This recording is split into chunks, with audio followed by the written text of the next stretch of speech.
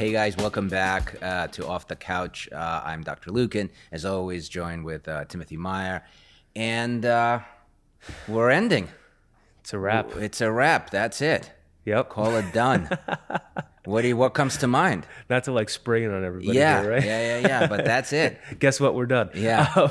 So we knew that this was like a limited series, and we wanted to get together, be off the couch, talk 100%. talk more kind of like behind the curtain, and so this is the last episode, right? And it's difficult. Yeah. Ending stinks. It does, because really enjoyed this. There's a lot of good conversation. I know we had a couple of guests on that were pretty exciting too. And endings are never easy. If you're on the receiving end of the ending or you're the one initiating, that always stinks. And I know, obviously, as clinicians, that sort of, as we call it, termination, which in itself sounds a little harsh. Yeah, right. Termination. But it's the case, right? And there's just so many great ways to end, and there's so many not great ways, right? Like, I mean, probably people are very familiar with like ghosting and how that happens in a relationship, but ghosting happens in therapy too, which years ago, never even think that's an option. It's like looking back 10 years ago, I don't even remember anybody doing it. But now ghosting is a thing. So I'm wondering, what are your thoughts on kind of termination? What do you do? Anything that comes to mind? Yeah. So it's interesting, like looking at how, well, I mean, I guess I'll go with the whole spiel, right? Sure. So I talk about ending with people like right from the beginning, right? So in the first like meeting or so, as I'm getting to know someone and we're creating like a little bit of a game plan, like what things are going to look like, I joke, but I say, hopefully I don't see you ever again. Right. And people like laugh.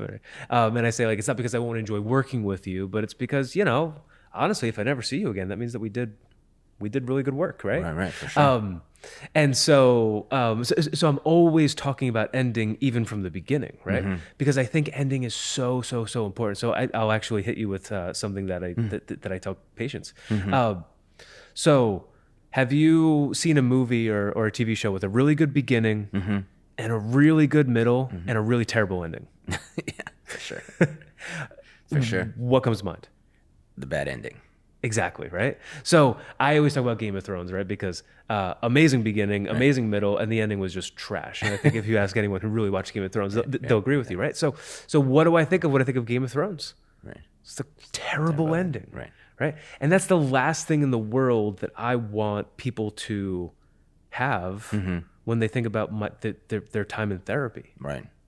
And unfortunately, like that can happen sometimes for whatever reason, right? And then when that does happen, I see it as kind of like a failure on like our part in the relationship. 100%. Right. And so I kind of go into this whole big spiel where I talk mainly about how most of our relationships end poorly. It can end with like a loss, like if someone passes away, it can end with like ghosting. It can end with like an argument or a fight, or just really most of them end terribly. Right. And so when you think about two human beings coming together and forming an attachment, right? And then that detachment or that rupture, right? Like most of the time we just have that over and over and over again. And I think that it's unbelievably therapeutic for people to have a good, healthy, safe ending. And it might be the only time in their lives where they actually get it. So I think that it's our job to like really ensure that happens. And in order to make it happen, like you got to be talking about the ending throughout, which you might not want to, right? Because even talking about ending stinks, right? Like for sure, like we haven't really spoke much about our ending of this, and like here we are, and we're like, oh, this sucks. Right. You know what I mean? I do, and the more I give thought, the more we talk about it. It takes more than even several sessions, because sometimes you've been working with a person for a year, 18 months, whatever the case may be. Also feels that this process, which I like the way you're saying it, of decoupling, if you will, or like you formed a bond, and then in a 45-minute thing, it's kind of just poof, goes away, right? It feels incomplete. It does. It feels incomplete. And I think, to your point, a lot of times having this healthy uncoupling, it may be the only time. Right? Maybe the only time. So therefore, the idea is to give it some thought, being able to prep for it, so that you're more likely to have a healthy detachment, which obviously there's a sense of sadness, even if it's done in a healthy way, even if you take your time. The sadness is also appropriate.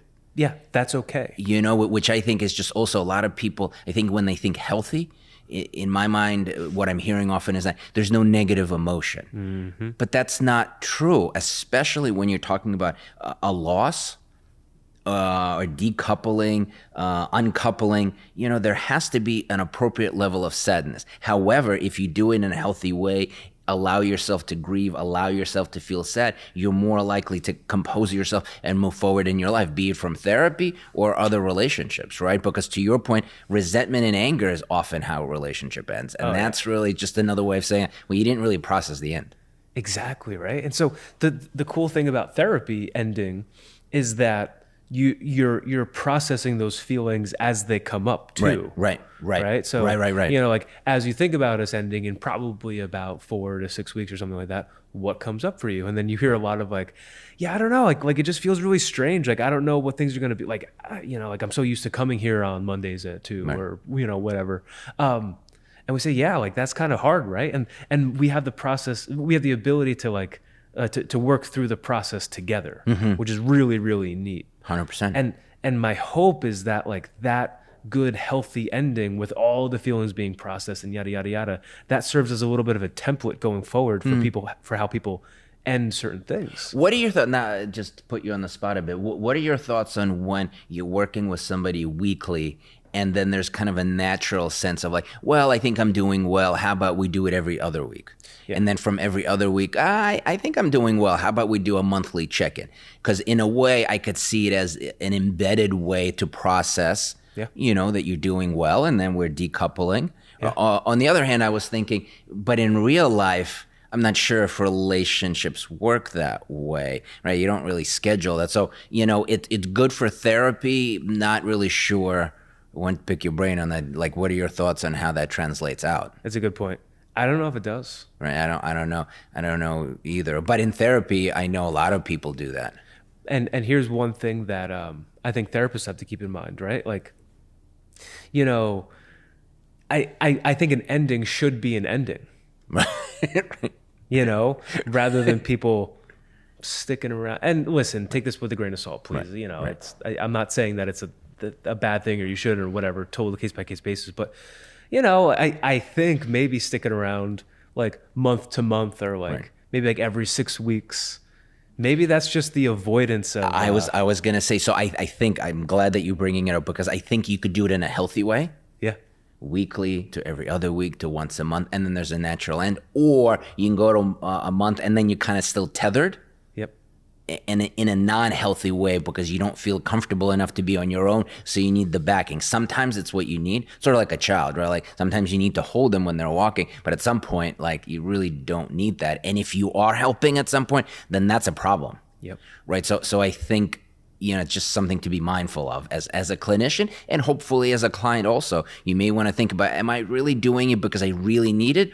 Or there's just anxiety in being on my own, which I think is such a key element to think through, again, for therapists, but also, you know, it's a relationship. The client is also responsible to be able to know, you know, more about where they're at that point in time. Yeah. And at that point, like we really focus on those feelings, right? Like the feelings about ending, right? We process them effectively, hopefully, right? And then we kick them out. 100%. Well, because the goal is, to your point, I like the way you start. The goal is that I never see you again. That is the goal. So it is in a way, strange relationship to get into, because unlike in real world, like when you start being friends, like you're not thinking, oh, this is kind of like a 6 to 12 months thing, and then I'll bounce, right? You're thinking, oh wow, this might be a really good friend of mine. Yep. Or meeting somebody, like you don't start with like this is not going to be a thing going forward. You're hoping for something more. Mm-hmm. So it's just a very different relationship. And just kind of going back to one of the things we talked about that months ago, I believe now, is that, you know, sometimes people develop feelings for their therapists. Yeah. Right. So it's not just a therapeutic relationship. Sometimes romantic feelings come into play as well. And that's also something to keep in mind, like that can't happen and the relationship is going to come to a close at some point. So there's just, there's a lot there. And if you do it effectively and you terminate effectively, I think is so healthy as a model for other parts. Like I could be okay after ending, right? Because a lot of people don't feel okay. And this is one of those where I could be okay if I process it effectively. I think that's amazing. Yeah. I'm just going to take this one step further. You know, in the trauma world, what we talk a lot about is corrective emotional experiences, right? So that's basically when, you know, I guess to put it in like the nutshell of all nutshells is you're kind of going about something in a way that kind of is more or less the opposite of how your trauma brain or your solution behaviors or your survival strategies tell you to go about it, right?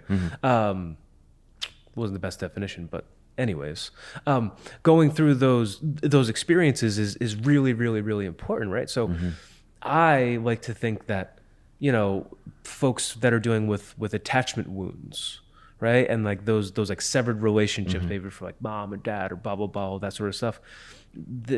An appropriate ending is really a corrective emotional experience. Right. It's challenging. It could be triggering. People can feel like lost, avoid, grieving, yada, yada, yada. But to do that effectively, it's unbelievably helpful for our entire system. I totally see that. You ramp up and then you kind of de-escalate. So that's all good and well about therapy, but like, but in real life. In real life, obviously, it's not structured. No. Right now, oftentimes both people are not interested in even talking about the ending. Yep. So there's some things that we could take away from ending in therapy, at least from a point of view of being ready for it. In real life, there's ghosting, there's anger, there's like almost like resignation. People are in a relationship, but they're really not. There's like, to me, there's like this passive decoupling. They're kind of together, but they're already so looking elsewhere. So then it kind of like peters out, just kind of dies on the table, and then no one talked about the death.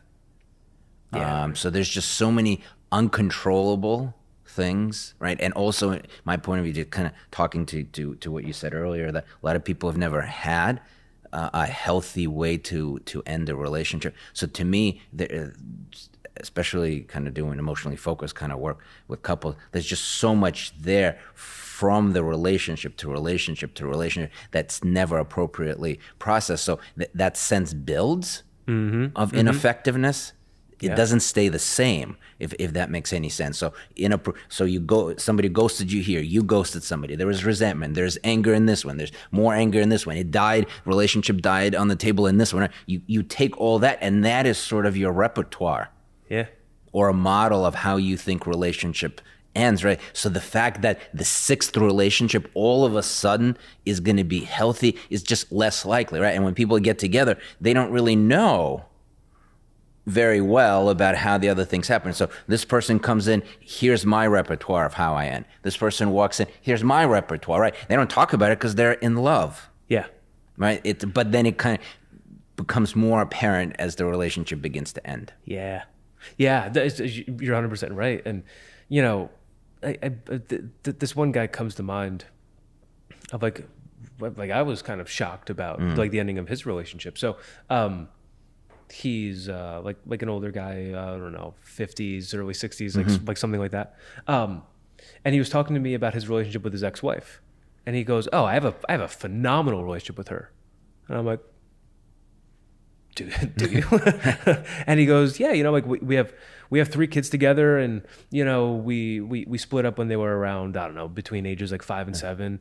And he goes, "You know what? We just really weren't meant to be together."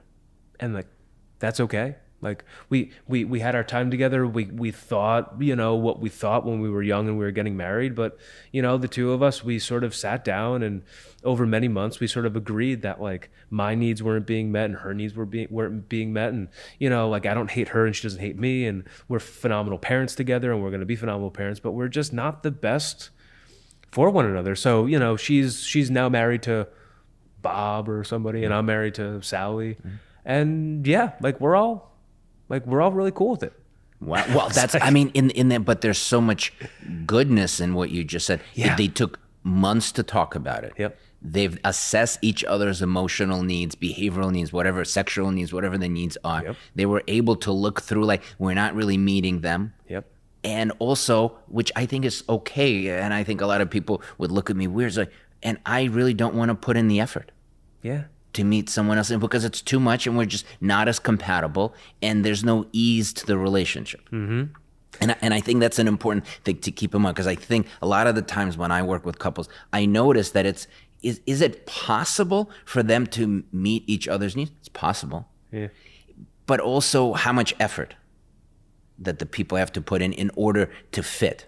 Yep. And that's there's no formula for that. And it's so difficult because there is a past, there is a challenge whether you decide to do it or not to do it. And then the goal of this relationship is somewhere in this gray zone of like, yes, I have to put in effort, but also it has to feel somewhat easy and comfortable, right? So, and that's a challenging spot. 'Cause it sounds like from what you said, they're able to talk it through and say like, we both see that this fit doesn't work, which I think is amazing, because often, even if people have these conversations, it's not that clear, right? Like one person still wants and the other person's like, I'm out, right? So, but that's amazing to hear. Yeah, it was one of the well-known that comes to mind, certainly, but really like one of the only times that I heard about a divorce or a separation that went right that well. Great.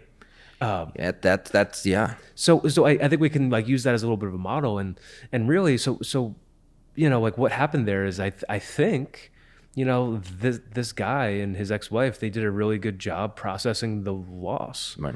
processing the grief of the ending of the relationship. It's there, and I think most of us we run away from that. Like you mentioned before, like it should feel sad when things end. Right. It's an unpleasant feeling, and most of the time, what we do with unpleasant feelings, we avoid them, we bury them, we squash them, and pretend that they don't exist. We ghost, blah blah blah. Jump into another relationship super quickly. That's always a big one.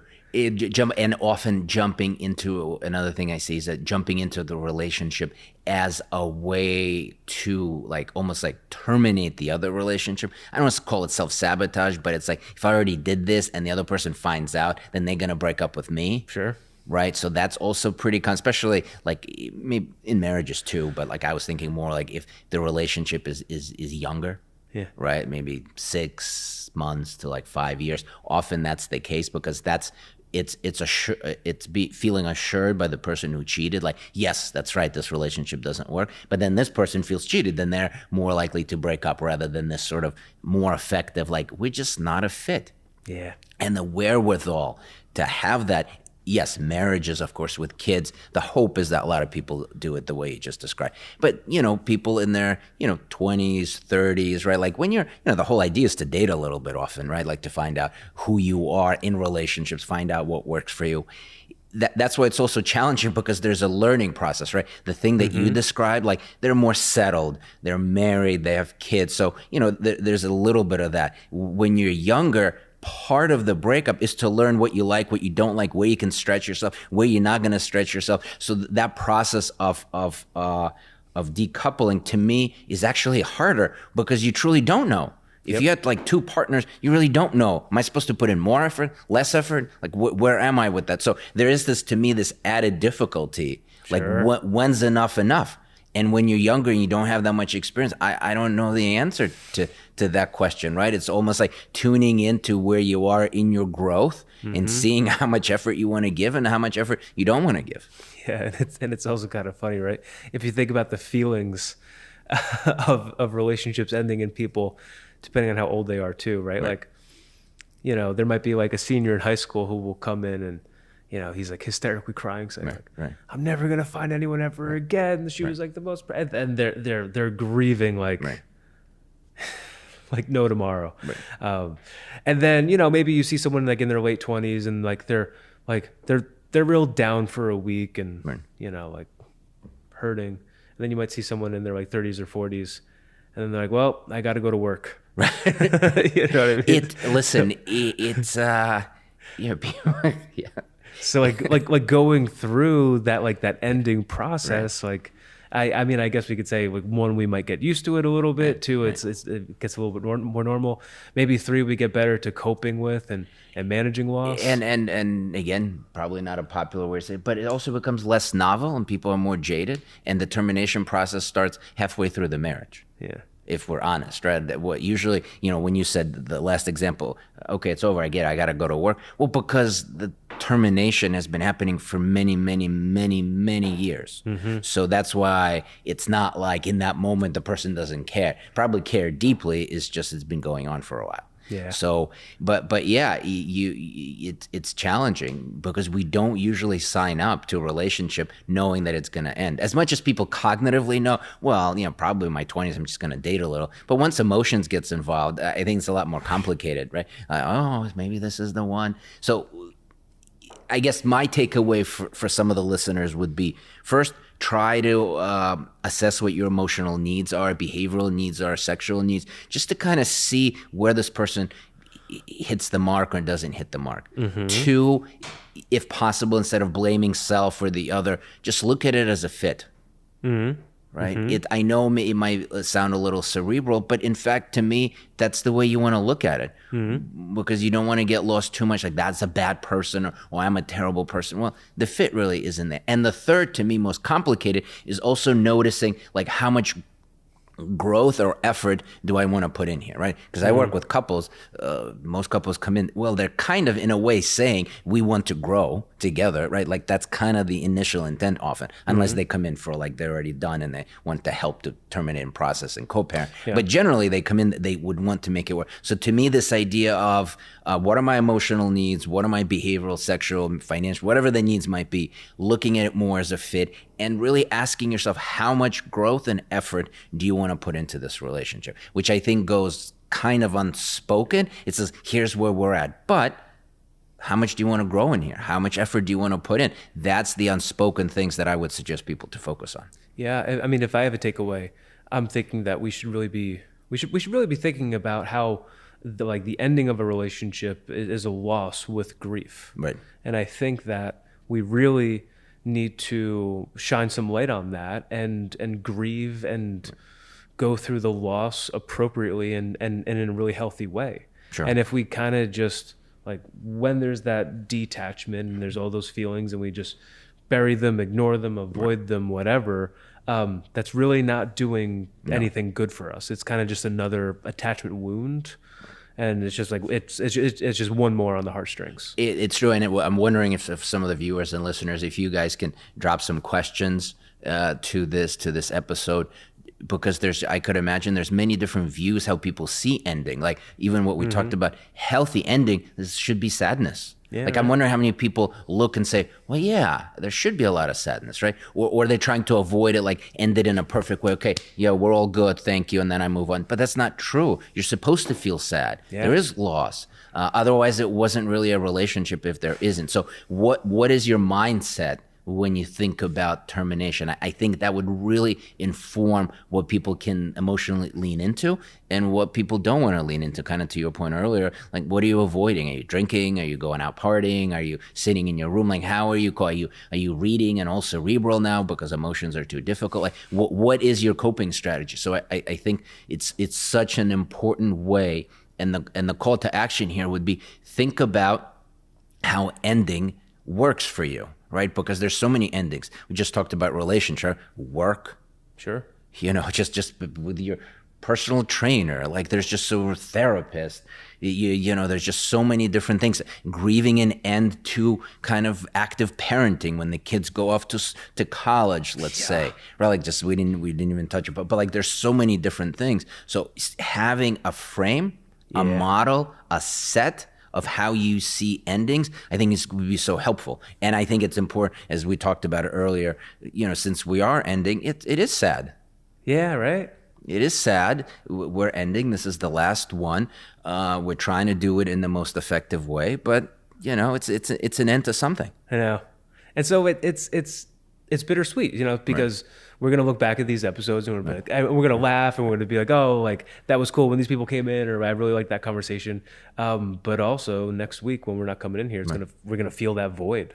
and it's gonna be a little. It's so funny you said that because like before jumping, I was like, oh, but what am I gonna do on Mondays? Yeah, now? like what am I gonna? I'm not like coming here. Like I got to reschedule my whole thing, and I'm gonna think about, oh, that could have been a cool topic to talk about. It's just some other feelings like, oh, I guess we're not gonna talk about it then. So it's just to your point. There's so many changes, emotional, behavioral, all sorts of things. Yeah, and you know what we should do? We should just take them all and just bury them and just pretend they don't exist. I think that's the only that's the most effective way to handle terminations. Perfect. And on that note, guys, thank you so much for tuning in. You know what we're planning to do is restart some of these from a different mindset. So we'll see you. We see you when we see you. It's been a pleasure as always, Tim. It's a pleasure speaking here with you. And take it easy, guys. Yeah. Thank you for all the listeners and the viewers, and thank you, Constantine, and we'll catch you soon. Yeah. Take care, guys. Bye.